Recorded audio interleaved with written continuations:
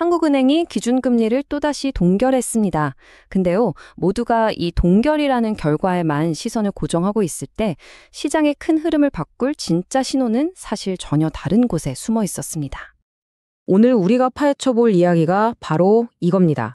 시끄럽벅적했던 기자회견이 아니라 아주 조용히 발표된 공식 결정문. 여기에 딱 한 단어가 바뀌었는데 이게 통화정책의 한 시대가 끝났다는 걸 의미한다면 믿으시겠어요? 자, 지금부터 그 단서를 한번 따라가 보시죠. 자, 섹션 1. 예상대로 동결. 우선 다들 예상했던 겉으로 드러난 소식부터 시작해 볼게요. 네, 2.5%. 한국은행이 기준금리를 2.5%로 그대로 묶어뒀습니다. 이걸로 벌써 네 번째 연속 동결이에요. 사실 이건 당연한 수순이었죠. 금리를 올리자니 저 어마어마한 가계부채가 터질 것 같고, 그렇다고 내리자니 겨우 잠재워놨던 집값이 다시 들썩일까 봐 걱정되고, 이러지도 저러지도 못하는 정말 딜레마 같은 상황이었거든요. 그런데 말이죠. 이번 금리 결정이 있기 전에 시장에 한 번 크게 출렁했던 사건이 있었어요. 바로 총재의 한마디 때문이었습니다. 바로 이 말 방향전환. 아니, 이창용 총재가 몇 주 전에 블룸버그 인터뷰에서 이 표현을 딱 쓰니까 시장에서는 이거 금리 올린다는 신호 아니야? 이렇게 받아들인 거예요. 그래서 채권 시장이 아주 난리가 났었죠. 그래서 이번 기자회견의 최대 관심사는 이거였습니다. 그래서 한국은행 진짜로 금리 인상 카드 만지작거리고 있었던 겁니까? 모든 질문이 여기에 쏠렸죠. 자, 섹션 3. 논란의 종지부. 총재는 이런 시장의 추측에 바로 선을 그었습니다. 겉으로 보기엔 논란이 딱 정리되는 것 같았어요. 아주 단호하게 말했습니다. 금통위원 중에 금리 인상을 생각하는 사람은 단 한 명도 없습니다. 라고요. 그냥 못을 박아버린 거죠. 심지어 내부 의견까지 공개했는데요. 금리를 그대로 두자는 의견이랑 앞으로 내릴 수도 있다는 의견이 딱 반반, 50대 50이었대요. 보시는 것처럼 금리 인상 의견은 0표, 1표도 없었습니다.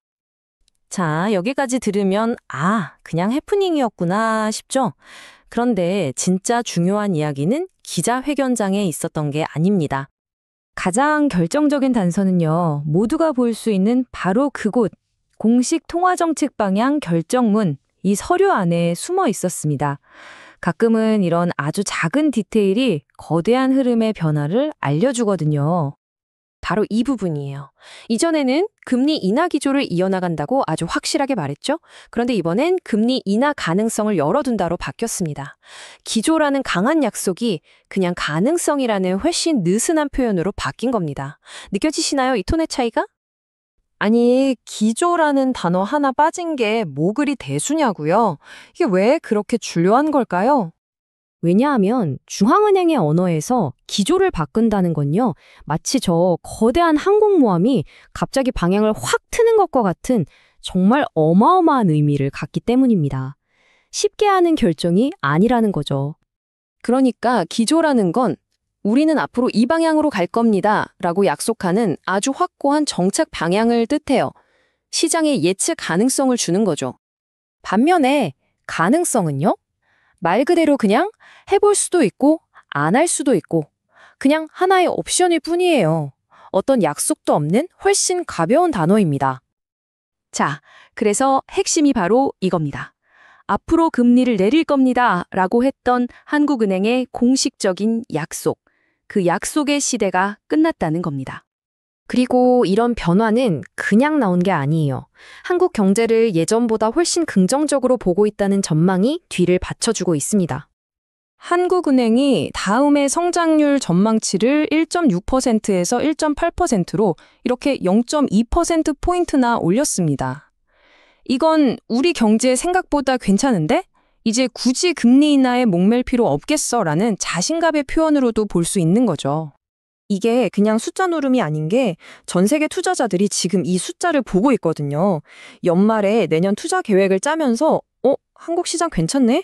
하는 아주 강력한 시그널이 되는 겁니다. 자, 그럼 오늘 이야기의 흐름을 정리해 볼까요? 첫째, 금리 동결은 그냥 예상된 뉴스였어요. 둘째, 총재는 인상 가능성을 일축했죠.